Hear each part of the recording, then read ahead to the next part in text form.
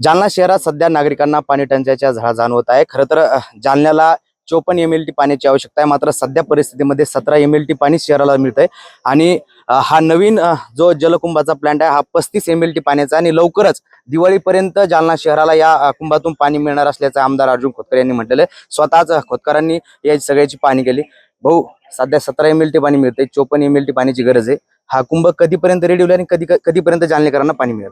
आपण बघताय की निवडून आल्यानंतर पहिलं काम मी हातात घेतलंय फिल्टर प्लॅनचं 35 MLT। मुळामध्ये तुमच्याकडे फिल्टर पाणीच नाही तर पाणी येईल कसं तुमच्याकडे? त्यामुळं मूळ अडचण दूर केली आणि आता हा फिल्टर प्लॅन बांधायला घेतला। आपण बघताय की 4 महिन्यामध्ये किती काम झालं तसं जवळपास पूर्ण काम होत आलेलं आहे। अजून दिवाळीपर्यंत याला वेळ लागेल।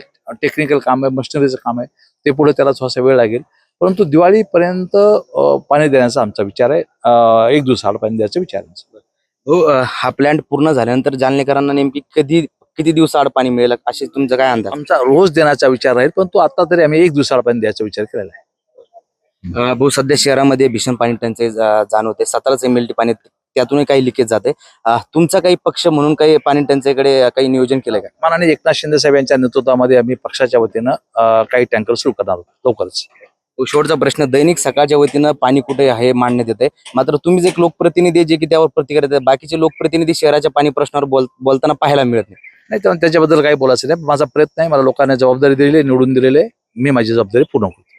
हे जालन्याचे शिवसेनेचे आमदार अर्जुन खोतकर आहे। खरं तर जालन्याला 54 MLT पाण्याची आवश्यकता आहे आणि सध्या 17 MLT पाणी शहराला मिळतं आणि हा जलकुंभ तयार झाल्यानंतर जालनेकरांना 1 दिवस आड पाणी मिळेल असं अर्जुन खोतकर यांनी सांगितलं। अक्षय शिंदे, साम TV न्यूज, जालना।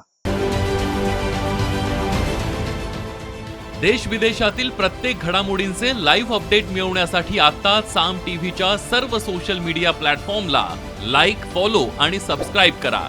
तसंच सर्व नोटिफिकेशनसाठी बेल आयकॉन प्रेस करायला विसरू नका।